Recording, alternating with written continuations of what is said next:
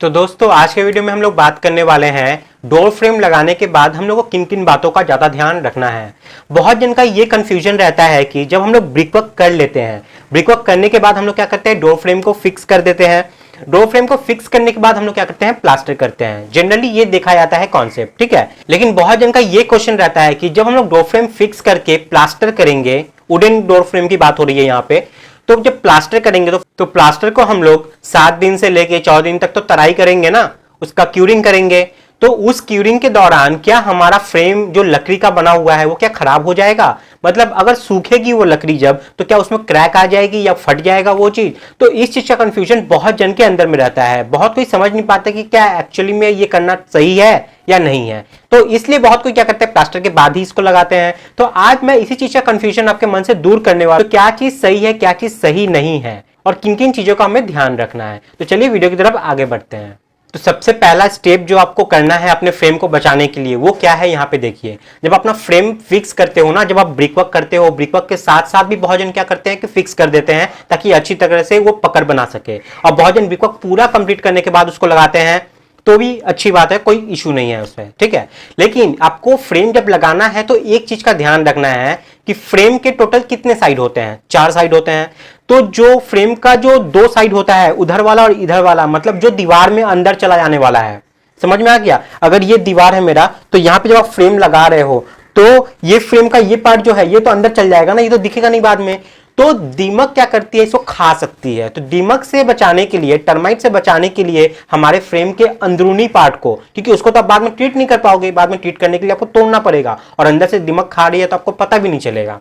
तो उसको पहले हम लोग को ट्रीट करना होगा, उस फ्रेम को पहले हमें ट्रीट करना होगा। तो ट्रीट करने का प्रोसेस है, वो प्रोसेस क्या है, बहुत सिंपल सा प्रोसेस है जो मार्केट में बहुत ही कोई उसको अप्लाई करते हैं। सबसे पहले आपको क्या करना है, एंटी टर्माइट ऑयल लेके आना है मार्केट से, और फ्रेम के तीनों तरफ लगाना है, जो कि दीवार में ढक जाएगी। ऊपर वाला पार्ट हो गया, फ्रेम के इस साइड का पार्ट हो गया, और फ्रेम के उस साइड का पार्ट हो गया। इस तीनों पार्ट को एंटी टर्माइट ऑयल से अच्छी तरीके से 2 कोट पेंट कीजिए। समझ में आ गया। एक कोट लगाने के बाद 2 घंटा रुक जाइएगा, फिर लगाइएगा अच्छी तरीके से। यहां पे कंजूसी मत कीजिएगा, क्योंकि ये अगर सही से करोगे तो लंबे समय तक आपका फ्रेम चलने वाला है, दिमाग उस पर नहीं वार करेगी। तो एंटी टर्माइट ऑयल मिलाने के बाद मार्केट में आसानी से ब्लैक पेंट, और जिसको ब्लैक जापान भी बोलते हैं, वो आपको लेके आना है और उसका 2 कोट अप्लाई करना है, ठीक है। और ये नहीं कि जल्दबाजी में कर देना है, अच्छे से करना है, ताकि उसका जो शेड आए पूरे फ्रेम पे, फ्रेम के तीनों साइड, इस साइड भी, ऊपर भी और उस साइड भी, तीनों साइड अच्छे से यूनिफॉर्म शेड आए। ऐसा नहीं कि कहीं पे पूरा ब्लैक है, कहीं पे हल्का एकदम धुंधला धुंधला दिख रहा है, वैसा नहीं होना चाहिए।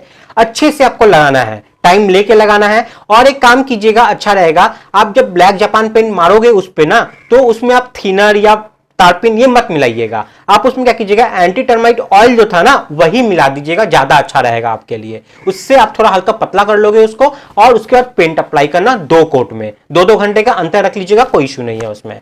तो सबसे पहला काम ये हो गया। ये लगा देने से क्या है कि आपके फ्रेम पे दिमाग कभी भी उस पर घुसने की कोशिश नहीं करेगी। और इस पेंट को अप्लाई करने से पहले आपको क्या करना है, अगर आपके फ्रेम में कहीं भी थोड़ा होल है तो उसको पहले फिलिंग कर देना है, ठीक है। चॉक डस्ट आती है मार्केट में, उस चॉक डस्ट से आप क्या कीजिएगा, उसको फिलिंग कीजिएगा। और चॉक डस्ट को जब आप मिक्स कीजिएगा ना, तो पानी का यूज मत कीजिएगा, कोशिश कीजिएगा एंटी टर्माइट ऑयल का ही यूज करें वहां पे। तो यहां तक पूरा आपका कॉन्सेप्ट क्लियर हो गया कि जब फ्रेम को अंदर घुसाना है तो उसके तीनों साइड को पेंट कर देना है ब्लैक जापान ऑयल से। तो अब नेक्स्ट पॉइंट पे बात करते हैं, जो कि आपकी कंफ्यूजन रहती है बहुत ज्यादा, कि फ्रेम को लगाने के बाद अगर प्लास्टर करें, तो प्लास्टर को जब हम लोग क्यूरिंग करेंगे उससे हमारा फ्रेम भीगेगा, और उस भीगने से क्या हमारे फ्रेम पे कुछ इफेक्ट पड़ेगा, क्या वो सड़ जाएगी, या कुछ दिन बाद जब वो सूखेगी तो क्रैक आ जाएगा। तो ये पॉइंट जो है ना, ये हम लोग बहुत गलत सोचते हैं। देखो, आप जो सोच रहे हो ये सही है, लेकिन कब, जब आपका लकड़ी का क्वालिटी अच्छा नहीं है। अगर जो लकड़ी आप, जो फ्रेम आप लगाने वाले हो अपने घर में, दरवाजे के लिए हो गया या खिड़की के लिए हो गया, किसी के लिए भी, अगर वो वेल सीजनड है, अच्छे तरीके से उसकी सीजनिंग की गई है, ठीक है, तो वो लकड़ी आप लगा के अगर भिगाओगे भी तो वो कोई आएगा जाएगा नहीं, क्योंकि वो पानी कंटिन्यूस तो रहने वाला है नहीं, कुछ देर रहेगा फिर वो सोख हो जाने वाला है, एवापोरेट हो जाने वाला है। तो उससे उस लकड़ी पे कोई असर नहीं पड़ेगा। एक बात ध्यान दो, मैं और एक तरीके से समझाने की कोशिश करता हूं। कोई लकड़ी जब कट के आती है ना, तो उस लकड़ी के अंदर में एक मॉइस्चर खुद का रहता है, वो बहुत ज्यादा हानिकारक होता है। हम लोग को ध्यान देना है कि उसके अंदर का जो मॉइस्चर है उसको सुखाना है। इसलिए हम लोग उसको क्या करते हैं, लकड़ी जब जब कट के आती है ना, उसको हम लोग संग संग नहीं लगाते हैं, उसको छोड़ देते हैं बहुत दिनों तक, अच्छे से सूखना है, उसके अंदर के जितने भी पार्ट है ना वो सब सूख जाए। तभी तो बोलते हैं ना, जो लकड़ी ज्यादा सूखा हुआ है, जो लकड़ी बहुत ज्यादा पुराना है, उसका रेट बहुत ज्यादा होता है, उसका जो दाम होता है ना वो बहुत ज्यादा होता है, लोहे से भी ज्यादा उसका दाम होता है। क्यों? क्योंकि वो लकड़ी का क्वालिटी ही ऐसा है, वो एक लोहे से भी ज्यादा दिन जाएगी। तो अगर आप जो लकड़ी लगाए हो वो अच्छे तरीके से अंदर से सूखी हुई है, तो उसको आप लगाओगे ना तो कोई असर नहीं पड़ेगा। चाहे बाहर से जो पानी आ रही है जा रही है, पानी लगा सूख गया, पानी लगा सूख गया, उससे असर कुछ नहीं पड़ता। अंदर का जो पानी है, अंदर का जो उसका मॉइस्चर है वो सूखा होना चाहिए। वो अगर सूखा है तो आप लकड़ी लगाओ, कोई इश्यू ऐसा नहीं है।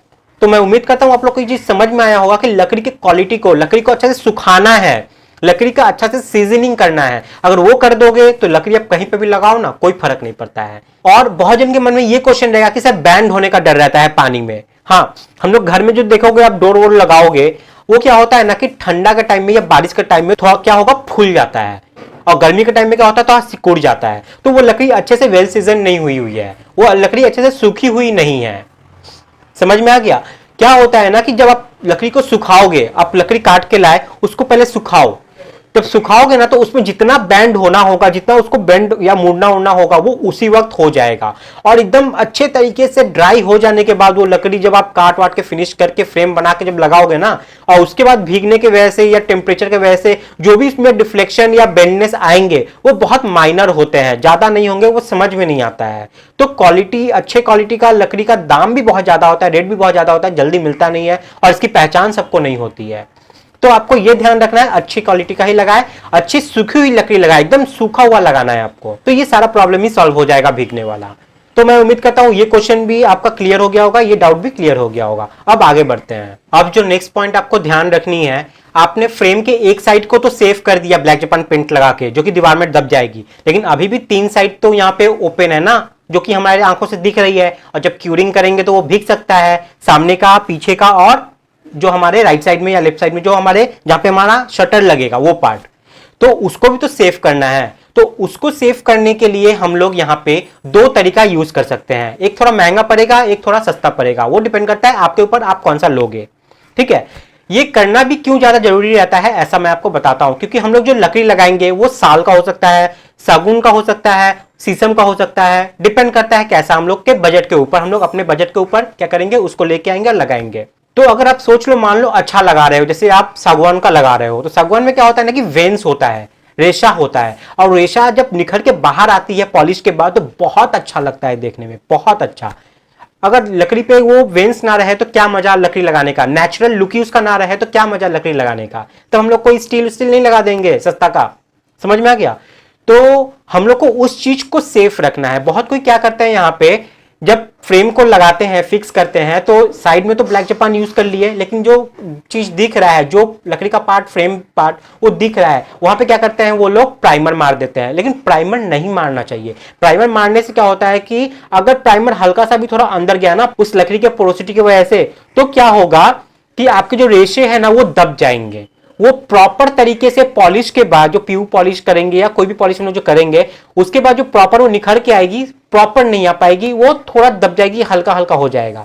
तो हम लोग को प्राइमर नहीं मारना है कोई, हम लोग को क्या करना है, मार्केट में आप देखोगे चौक डस्ट आता है, चौक डस्ट, चौक मिट्टी बहुत कोई बोलते हैं इसको, चौक डस्ट आएगा। वो चौक डस्ट बहुत ही नॉर्मल, बहुत ही नॉमिनल प्राइस में आपको मिल जाएगा, वो जाके लेके आओ, और एंटी टर्माइट जो ऑयल मैंने आपको बताया था वो ऑयल इसमें मिक्स कीजिए। उसका जो मिक्सचर है वो मिक्सचर से आप उस पेंट को कीजिए, अपने फ्रेम को पेंट कीजिए, जो पार्ट आपका दिख रहा है, सामने का, पीछे का, और जहां पे आपका शटर लगने वाला है।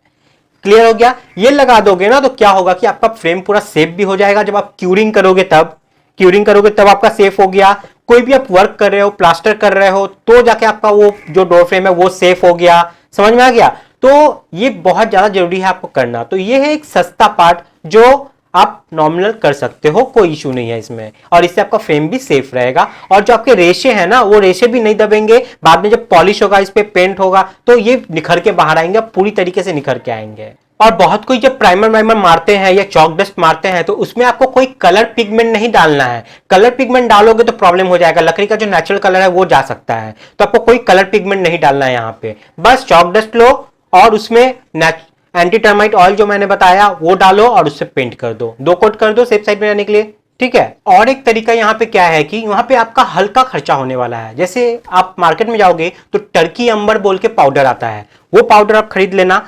उसमें चॉक डस्ट जो कि मैंने बताई, चॉक मिट्टी, वो आपको मिलाना है। साथ में रब सेना बोल के भी एक पाउडर आता है जो आपको उसमें मिक्स करना है। ये तीनों को मिक्स कीजिएगा और पानी उसमें डाल के एक नॉमिनल पेस्ट बना के आपको क्या करना है, अपने फ्रेम के तीनों पार्ट जो कि एक्सपोज हैं उस पर अच्छे से पेंट कर देना है, उसको ढक देना है। समझ में आ गया? ये बहुत आसान होता है और आपके फ्रेम को अच्छी तरीके से सेफ भी रखेगा। और आपके रेसे जो है ना, जो आप बहुत ज्यादा खर्च करके जो महंगे महंगे लकड़ी खरीदे हो, वो भी उसके जो रेशे हैं, उसके जो वेन्स है वो खराब नहीं होंगे, वो अंदर ही रह जाएंगे और प्रॉपर तरीके से सेफ रहेंगे। जब आप उस पर पॉलिश करोगे तो बाहर निखर के आएगा। और ये जो बहुत जन के क्वेश्चन रहते हैं कि सर जो पाउडर हम लोग लगाएंगे ये क्या आराम से निकल जाएगा बाद में? हाँ भाई, ये बहुत आराम से निकल जाएगा। सैंड पेपर से इसको अगर आपके वो मिस्त्री आके घसेंगे ना तो घसते ही आराम से छोड़ देता है, कोई इश्यू नहीं होता है। और हाँ, और एक बात आपको मैं बताना चाहूंगा यहाँ पे, बहुत जन मैंने ये देखा है जब इंटीरियर काम करवाते हैं तो अपने फ्रेम को प्लास्टिक से ढकवा देते हैं, प्लास्टिक से क्या करते हैं, मोड़ देते हैं। तो सबसे पहली बात, यहां भी 2 कैटेगरी आती है। एक कैटेगरी, बहुत कोई क्या करते हैं, अपने फ्रेम को पूरी तरीके से प्लास्टिक से लगा के फिर जाके क्या करते हैं, उसको लगाते हैं।